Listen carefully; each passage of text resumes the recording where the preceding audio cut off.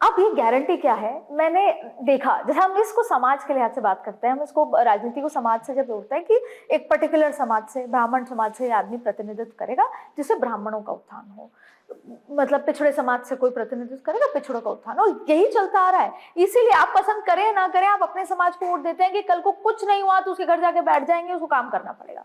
इसलिए महिलाओं को हम प्रतिनिधि, देखो सब तो कोई संसद जा नहीं सकता है, तो जो कुछ महिलाएं जा रही हैं, ये मैं इसलिए कह रही हूँ क्योंकि हम सब ने कहीं ना कहीं ये फेस किया है। हमारे घरों में भी हमें अगर कोई कहीं ना कहीं कुछ पीछे रह जाता है तो महिलाओं का सपोर्ट नहीं मिलता है। कुछ बात ऐसी महिलाओं की तरफ से होती है कि कहीं ना कहीं हमारी जो रुकावटें हैं वो महिलाएं बनती हैं। तो ऐसा तो नहीं कि जो 33% जाएंगी वो जो बची हुई है महिलाएं हैं, जैसे आज से उनको भेजेंगी, उनको सुनेंगी ना। क्योंकि मैंने कई बार देखा है कि एक समाज का व्यक्ति जाता है, वो खुद को सशक्त बनाता है, अपने बच्चों का जीवन बनाता है, उसको पता है 5 या 10 साल आजकल रहेंगे। आजकल बड़ी राजनीति तो है नहीं, क्योंकि इसमें भी 15 साल का ही रोटेशन है, 15 साल ही आप रहेंगे, रोटेट होंगे। तो वो जो रिप्रेजेंटेशन जा रहा है वो बची हुई पिछड़े महिलाओं को सपोर्ट करेगा ना। कहते हैं उम्मीद पर दुनिया कायम है, तो इसी उम्मीद पर पहली बात तो ये जो बिल है, हम अगर ऐसी महिलाओं को चुन करके वहाँ भेजेंगे जो सिर्फ स्वार्थी होंगी, ये तो हमारे चुनाव के ऊपर है ना। हम उन लोगों को चुने भी, पॉलिटिकल पार्टीज हैं, ये भी दिक्कत है। अब वो नाम को या काम को देखेंगे या एक पार्टी के चेहरे को देखेंगे, ये तो एक आम जन को निर्धारित करना होगा। निर्णय तो एक आम जन का होना चाहिए ना। अगर कोई सही व्यक्ति है उसको आगे लाएं, सही महिला है उसको आगे लाएं, पार्टी को मजबूर करें कि हाँ इसे आप टिकट दीजिए, तब तो सही है, तब तो आप उसको कह भी सकते हैं। लेकिन हाँ, आपने खुद ही इस चीज़ का एक बहुत अच्छा उत्तर दिया कि जो लोग जाते हैं वो पहले तो अपना घर भरते हैं, क्योंकि टिकट खरीदने में भी तो बहुत पैसा लगता है। तो जब तो बहुत बेसिक से बिल्कुल, फिर वो जो भी टिकट खरीद के जाता है वो रिकवरी मोड में आता है, वो आपका भला करने के मोड में नहीं। अगली बार चुनाव के लिए भी तैयारी में उसके अगले चुनाव के लिए भी तैयारी करनी है। आप यहाँ पर एक चीज ये भी देख सकते हैं कि जो भी व्यक्ति राजनीति में आया, जिस दिन वो राजनीति में आया था उसका आर्थिक स्थिति क्या थी और 5 साल बाद उसकी आर्थिक स्थिति क्या है। तो ये चीजों को एक वोटर, लगता है कि आधे सांसदों को और सारे विधायकों को घर भेजना पड़ेगा। देखिए बिल्कुल, अगर ऐसा होना है, चाहिए, एक्चुअली तो होना चाहिए। यही चीजें एक वोटर को देखनी होंगी, वोटर को समझनी होंगी, और वोटर को पार्टी नहीं व्यक्ति पर जाना होगा, व्यक्ति विशेष पर जाना होगा, तब इस चीज का निर्णय सही होगा। इसी का सप्लीमेंट्री एक मैं बात, हाँ मैं आप which is very very important. देखिए मैं बिल्कुल इनकी बात से सहमत हूँ, लेकिन थोड़ा सा डिसएग्री भी करती हूँ। जब महिला सांसद बनेगी तो महिला के अंदर आप इतने सारे गुणों को की बात कर रही हैं, तो क्या पुरुष के अंदर भी ऐसे सब गुण नहीं होने चाहिए? जब हम महिला की बात कर रहे हैं तो हम महिला में पता नहीं क्या देखना चाहते हैं। महिला हाँ, मेरा हम भी तो इंसान है, महिला भी तो इंसान है। मेरा कहने का मतलब ये था कि कहने का भी आप चुन रहे हैं, हम जाते हैं ना, आप महिला को चुन रहे हैं, पुरुष को चुन रहे हैं, जिसको भी चुन रहे हैं, हम जब उस व्यक्ति विशेष को चुनिए। तो महिला के लिए इतनी सारी बातें क्यों? महिला को भी, महिला 50% है, उसको अपना राइट मिलना चाहिए, उसको मौका मिलना चाहिए। 15 साल के लिए रिजर्वेशन हुई है, it is just for 15 years. अभी 15 साल इसलिए कि वो आगे बढ़ जाएं और उसके बाद अपनी योग्यता के आधार पर उनको निकालने की बात है। मेरा यहाँ पर सबसे ये कहना है कि जो आपने इम्पैक्ट की बात करी, नरेटिव की बात मैं यहाँ पे सबसे करना चाहती हूँ। देखिए, जब हम घर के अंदर रहते हैं तो हमारी माँ देखती है कि भाई यहाँ पर तो जो पॉलिटिकल स्त्रियाँ हैं उनको सम्मान की दृष्टि से नहीं देखा जाता, तो हमारी माँ हमसे क्या कहती है कि आप लेक्चरर बन जाओ, आप डॉक्टर बन जाओ, लेकिन आप राजनीति में नहीं जाना। अगर हम राजनीति में अच्छी महिलाएं, अच्छी 33% रिजर्वेशन के साथ नेतृत्व की क्षमता वाली महिलाओं को लेकर आएंगे, तो ये नरेटिव तय होता है आज। और एक बात मैं यहाँ पर महिलाओं से भी कहना चाहती हूँ, विशेषतः कि महिलाएं कई बार महिलाओं के लिए ना सही नरेटिव नहीं प्रस्तुत करती। So true, that's what my question is। आज सबसे पहले इसीलिए मैं बार-बार प्रियंका वाड्रा को कह रही हूँ कि सबसे पहले आप सारी चीजें छोड़ो ना। आप बिना बात की डिलिमिटेशन के लिए, just for the sake of कि आपकी पार्टी लाइन ये है, आप ये नहीं देख रही कि आप खुद एक महिला हैं। ऐसे न जाने कितनी महिलाओं के अंदर गुण हैं। आपने पंचायत की बात की, पंचायत में हमने 50% दिया। मैं जानती हूँ ऐसी इतनी महिला जो पंच हैं, सरपंच हैं, ठीक है, वंस अपॉन ए टाइम जब वो शुरू में आई, उनको कहीं अपने पति का सहारा लेना पड़ा, कभी पिता का सहारा लेना पड़ा, लेकिन आज वो अपने दम पर अपने बल पर अपने गांव की अच्छी देखभाल जो एक पुरुष नहीं कर सकता वो कर रही हैं, तो उन्हें मौका तो दीजिए। शोभा जी, ये मेरा मौका ही इसी से देने जुड़ा का एक है, सवाल है मौका आप ही देने से का है, है। फिर मैं आऊंगी आप लोग के पास। शोभा जी, क्योंकि मैं नोइंग योर बैकग्राउंड, आप एक बात समझनी है।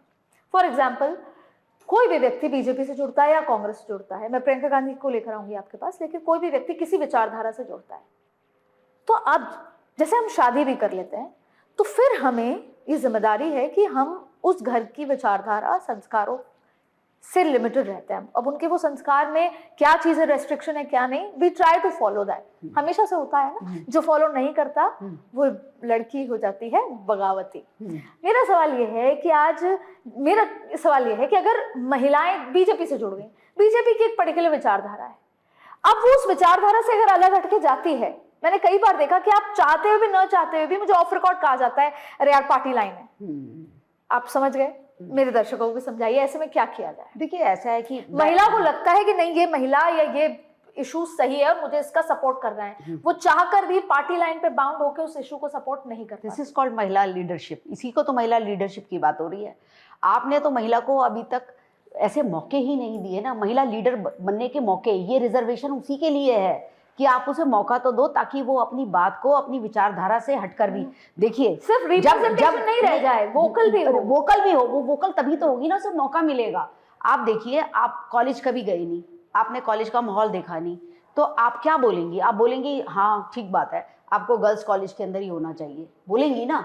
जब आप कॉलेज के अंदर गई, आपने देखा कि वो भी अच्छे जो हमारे हम जिनके साथ पढ़ते हैं कॉलेज के अंदर, वो हमारे बहुत अच्छे मित्र होते हैं, और कभी कभी तो हम उनसे सारी बात शेयर कर लेते हैं, हमारी अच्छी उनसे। तो जब तक हमें वो एक्सपोजर ही नहीं मिला, तो हम उनसे सारी चीज़ों की बात की हम ये क्या उम्मीद रखते हैं। अभी महिला, मैं इसी बात पे आऊँगी जो रिजर्वेशन वाली बात है। मैं क्यों बार बार इसको कह रही हूँ कि अभी जो ये आप आज़ादी के समय से 1952 में जो हम ओनली 4.4% थे, अब 2024 के अंदर हम बढ़ के केवल 14% हुए और राज्यसभा के अंदर 15% हुए। इसकी अगर आप बैकग्राउंड में जाओगे तो आप देखोगे कि अधिकतम जो सांसद हैं, सुषमा जी को छोड़ दीजिए, 2 4 5 10 नाम और छोड़ दीजिए, तो परिवारों की जो महिलाएं हैं उनको ही ये मौके मिले हैं, क्योंकि जो अदर वीमेन हैं they don't have any exposure, उनको ये मौके मिलते ही नहीं, उनको लीडरशिप डेवलप करने के ये मौके मिलते ही नहीं। मैं आपके माध्यम से ये कहना चाहती हूँ कि जब ये 33% रिजर्वेशन आएगा, तो एक बच्ची ये कहेगी कि हाँ मैं डॉक्टर भी बनूंगी, मैं इंजीनियर भी बनूंगी, मैं विधायिका भी बन सकती हूँ, मैं एमपी भी बन सकती हूँ। बात ही नहीं आती, तो मौका तो आए ना। बिल्कुल, तो इसलिए बहुत जरूरी है। तनिषा जी, आप बंगाल से आती हैं, बाई चांस ये बिल गिर जाता है तो बंगाल में क्या नैरेटिव जाने वाला है? ये जाएगा जो बीजेपी चाहती है? बीजेपी तो मान रही है कि बिल गिरा। बंगाल की मैं एक चीज़ पे आना चाहूँगी, हमेशा बंगाल को लेकर ना एक बहुत बड़ी कंट्रोवर्सी हमेशा रही है, क्योंकि वहाँ का जो कल्चर है वो बहुत अलग है, बहुत लोग उसे समझ ही नहीं पाते, क्योंकि वहाँ के लोग दंगे हमले इस पे बिलीव ही नहीं करते, वो बहुत शांत स्वभाव के होते हैं, जिसके मतलब आगे चलते जो हमने एक लेडी को सीएम बनाया था, यही सोच के बनाया था कि कल को एक लेडी सीएम रहेगी हमारे, तो दंगे हंगामे हमें नहीं फेस करना पड़ेगा। पर अल्टीमेटली हमने क्या देखा कि वही चीज रिपीट। पर अगर बिल गिर जाता है तो बंगाल की महिलाओं के अंदर क्या नैरेटिव आएगा? नैरेटिव जरूर आएगा, क्योंकि वो जो सोच क्या आएगा, पूरे देश भर की उनके अंदर जो एक आस होती है, काम कर रही है, खलियान में जो काम कर रही है, फैक्ट्री में जो काम कर रही है, हर जगह आएगा, हर जगह आएगा। क्योंकि एक होता है दिल में आस होती है, और बहुत कम लोग ऐसे होते हैं जो उस आस को देख पाते हैं। ठीक है, प्रदीप जलाया जाता है, उनमें दिया जलाया जाता है जिंदगी। तो निराशा रहेगी, निराशा बहुत ज्यादा रहेगी। लगातार प्रियंका गांधी वाड्रा को काउंटर कर रही है। आपने कभी उनकी मन की बात सोची है? वो प्रियंका गांधी जिनमें काबिलियत है, ऐसा तो नहीं इंदिरा गांधी की पोती है, राजनीति तो अंदर होगी, लेकिन फिर भी इसी परिवारवाद की, जिसमें ये पेट्रियार्ची वाला जो इशू है, उस हिसाब से वो अपने भाई को आगे, भाई की जगह लीडरशिप, फर्स्ट विक्टिम। आप सोचिए, वो संसद भवन में मौजूद रहती है, साड़ी पहन के मौजूद रहती है। कल्चर की बात कर रही हूँ मैं, जैसे राहुल गांधी क्या जाते हैं, कार्गोज में चले जाते हैं, शी इज फॉलोइंग एवरीथिंग, है ना। उसके बावजूद वो बेचारे यूपी गई, लड़कियां लड़ सकती हैं, ठीक है, उनको आसाम भेज दिया जाता है, उनको लड़ने के लिए केरला भेज दिया जाता है, क्यों नहीं यूपी भेजा जाता? क्यों वो फेस नहीं है? क्यों अध्यक्ष नहीं बन सकती? क्यों संगठन मंत्री? She is the first victim. अब कहाँ उनको बेचारे, उनके बारे में तो सोचिए। काबिलियत तो आप में भी बहुत है, कल को हम आपको भी देख सकते हैं मेंबर ऑफ पार्लियामेंट के नजरिए से। Let me complete ma'am, let me complete. मुझे लगता है कोई विक्टिम नहीं है वो, बल्कि ये उनका एडवांटेज है कि वो गांधी परिवार से है। कोई विक्टिम आप उनमें कोई काबिलियत नहीं देख रही हैं? नहीं, काबिलियत हो सकती है होगी, हो सकती है होगी, लेकिन कोई विक्टिम तो नहीं है वो, बल्कि ये एडवांटेज है कि डायरेक्ट उनको मेंबर ऑफ पार्लियामेंट का दरवाजा खोल दिया गया। अब baby born with the golden spoon, baby born with the golden spoon.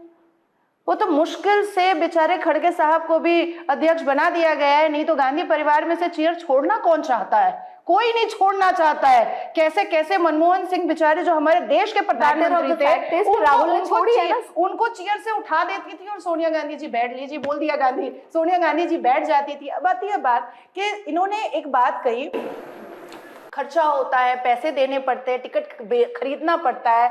हमारे पश्चिम बंगाल में रेखा बोल करके संदेश खाली की एक विक्टिम थी, उसको दिया गया था टिकट में 2024 के लोकसभा का। उसने कितने लाख रुपए, कितने करोड़ दिए होंगे भाजपा को।